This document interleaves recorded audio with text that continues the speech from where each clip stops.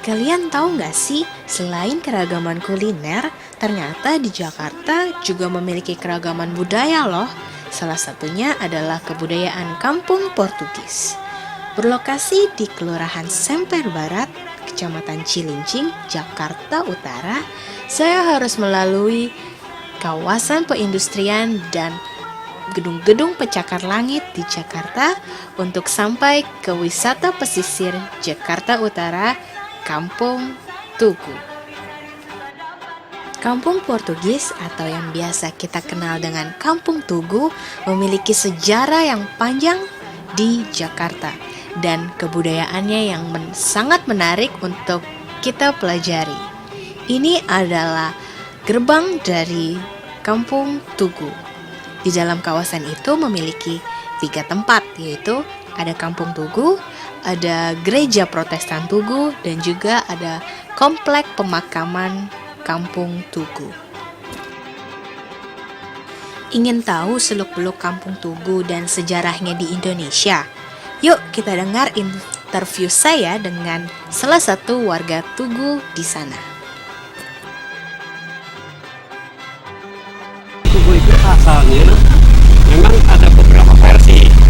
Ada beberapa yang mengklaim bahwa asalnya dari kata-kata Portugis, enggak, kita nggak mengklaim begitu. Ada juga memang Tugu berasalnya dari ketinggalan kerajaan Purnawarman di Bogor itu. Karena di situ memang ada satu tugu batu bertulis yang sekarang ditaruh di museum. Nah itu diketemukannya di Tugu, Kampung Tugu. Bisa juga dari kata-kata Portugis, Tuguis ya. Nah, ada tahun 1747. Ya, 46. Setelah merdeka ya. Mulai diresmikannya 1747. Nah, itu memang ada satu mata rantai yang hilang. Jadi sebenarnya memang dibangun, tapi sebenarnya dipindahkan. Aslinya ini di sana, yang sekarang jadi gereja Katolik. Gereja Salib Suci. Oh, dipindahin. Iya, dipindahkan dan dibangun itulah. Ya sejarah juga tetap benar dibangun benar. Ini adalah suasana di dalam Gereja Protestan Tugu. Gereja ini didirikan oleh Justinus Fink, seorang tuan tanah Cilincing pada tahun 1746 dan diresmikan pada tahun 1747. Kemudian, tahun 1960, Gereja Tugu ini yang berlokasi di Jalan Raya Tugu Semper nomor 20 Jakarta Utara baru ditetapkan dan disyahkan masuk menjadi anggota penuh GPIB atau Gereja Protestan di Indonesia bagian Barat. Sampai saat ini pun baik beda iman atau beda agama nggak pernah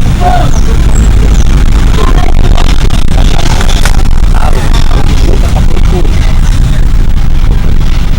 Jadi sepanjang tahun kan berapa ratus tahun kita juga nggak ada. Ini adalah suasana perkampungan di Kampung Tugu pada saat siang hari. Memang tidak ada aktivitas yang kental berbau Portugis di sana, tetapi di sana masih banyak warga-warga yang memiliki keturunan dari bangsa Portugis.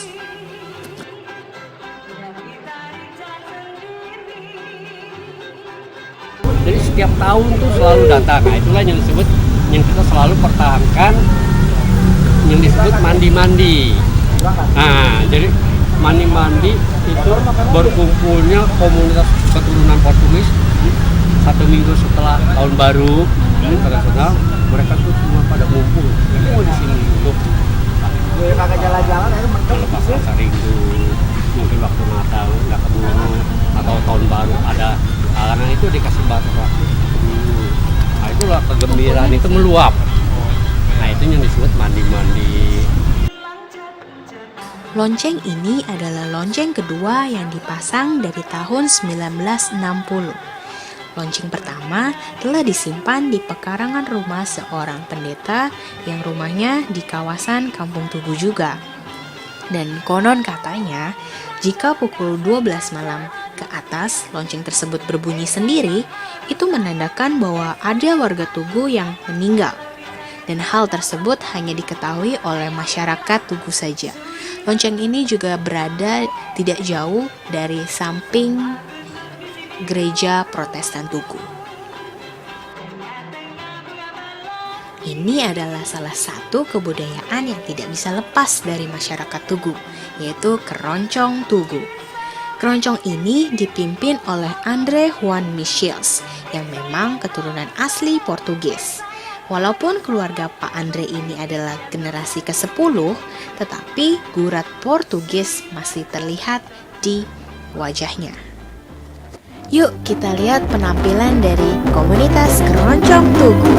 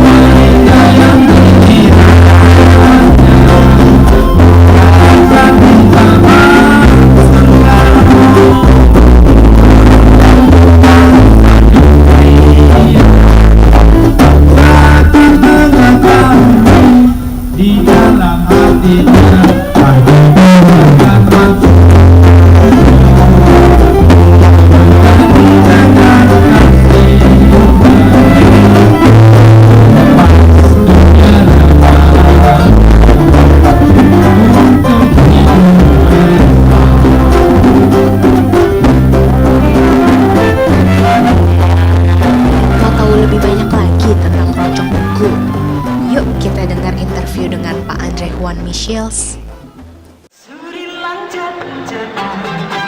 Saya pimpin sekarang itu adalah buah dari regenerasi yang dilaksanakan pada tanggal 12 Juli tahun 88. Jauh sebelumnya bapak saya, kakek saya sudah bermain. Tapi saya bicara soal yang regenerasi. Berarti kalau di tahun 2012 ini 88 sudah masuk tahun ke 24. Di tahun 2008 kami juga sudah melakukan proses regenerasi kepada anak-anak. Nah, 3 diantaranya tadi ada di atas panggung. Regenerasi supaya mereka lebih cepat mengenal musik keroncong ketimbang kami setelah lulus SMA baru mendapat kesempatan belajar musik keroncong. Tapi mereka dari kecil kami ajarkan. Musik keroncong ini memang dimainkan oleh orang-orang keturunan Portugis yang ada di Kampung Tugu. Dan musik keroncong itu bukan dibawa dari Portugis, tapi tercipta di Kampung Tugu. Dari Indonesia asli. Asli, musik Indonesia asli. Cuma ada beberapa alat yang dibawa oleh nenek moyang kami dari negara mereka. Percampuran ya? Percampuran, akulturasi dengan budaya setempat. Karena kenapa saya bilang musik keroncong itu adalah musik keroncong yang lahir di Kampung Tugu? Karena itu suara yang dihasilkan itu tidak ada di Portugis sana. Jadi suara cerang-cerang itu yang masyarakat di sekitar mendengar suara itu dibilang musik keroncong. Jadi di Portugis hanya ada musik fado. Ya mungkin irama-nya yang ada kemiripan, tapi dari musiknya itu beda. Perjuangan untuk bisa dikenal masyarakat. Apalagi kami ini kan melakukan regenerasi, nggak langsung orang mengenal kami gitu. Ya kami latihan dari rumah ke rumah, main dari pesta kawin ke pesta kawin yang satu. Ya, pelestarian yang kami lakukan di tahun yang ke-10, tahun 98 kami pertama kali diundang ke Belanda. 98, 99 kami main di Belanda di Pasar Malam Besar. Ya, setelah itu ya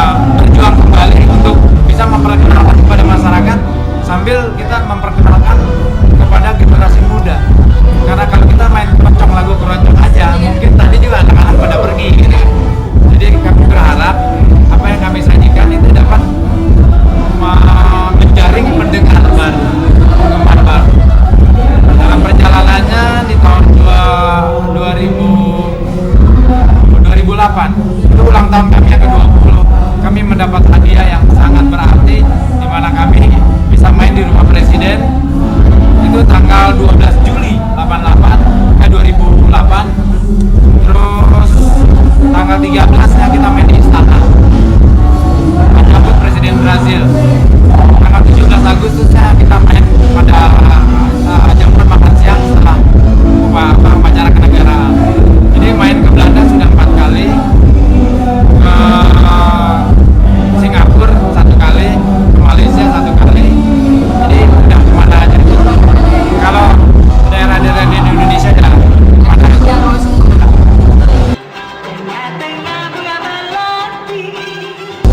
Makin berkembang karena kalau saya